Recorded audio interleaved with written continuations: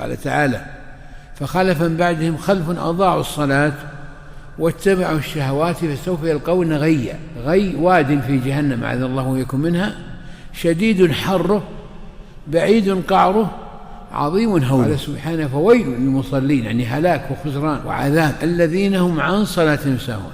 لو قال في صلاتهم ساهون ما نجا منها أحد، لكن باللطف الله أنه قال عن صلاتهم ساهون، يعني يؤخرون الصلاة فلا يصلون أو يصلونها بعد خروج الوقت. هذه حشد أدلة من الكتاب والسنة وإجماع السلف الصالح من الأمة وأقوال الأئمة المحققين وأتباعهم إلى يومنا هذا أن تارك الصلاة تهاونا وكسلا كافر بالله العظيم مرتد عن الإسلام. هذا أمر تساهل في كثير من الناس، شباب المسلمين وعامة المسلمين تساهل فيه أولياء أمورهم أيضا، إنهم ما يعتنون بهذا ولا يدركون خطورة الأمر. ترضى أن يبقى في بيتك كافر بالله العظيم تسكن أنت وياه؟ والنبي صلى الله عليه وسلم يقول: لا تراءى ناراهما. يقول: أنا بريء من مسلم يقيم بين ظهراني المشركين. يقول: لا يقبل الله من مسلم عملا أو يزايل المشركين. فهذا مشرك كافر لأنه جاحد للصلاة بفعله بواقع وحاله، ومشرك لأنه اتبع هواه اتخذ له هواه. أذن للصلاة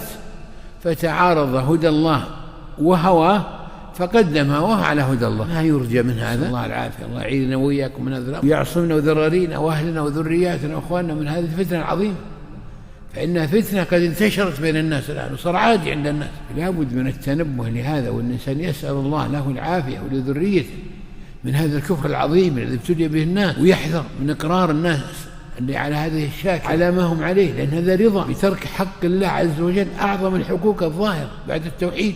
الصلاة يترك ولا تغضب لله أنت ولا يصير عندك شيء عادي، أو ما عاد تمجده وتبجله لأنه لك مصلحة عنده، لأنه مسؤول ولا لأنه غني ولا لأنه كذا ولا كذا، أو تزوجه وانت تدري أنه يصلي. يقول: لا هن حل لهم ولا هم يحلون لهن.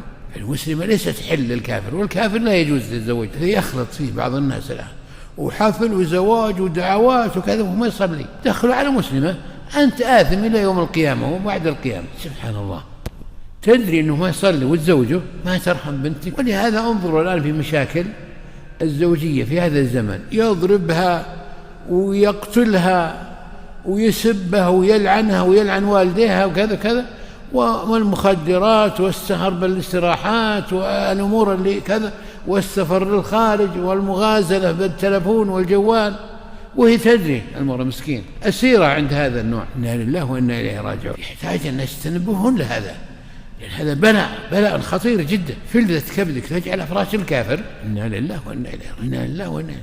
لو أحد من الصحابة رضي الله عنهم والتابعين رأى هذا بالمنام انزعج، وهو في واقع الناس الحين. حسبنا الله ونعم الوكيل. نعوذ بالله من ضلات الفتن ما ظهر منهم بطن. إنا لله وإنا إليه راجعون. والله أعلم، وصلى الله وسلم على نبينا محمد.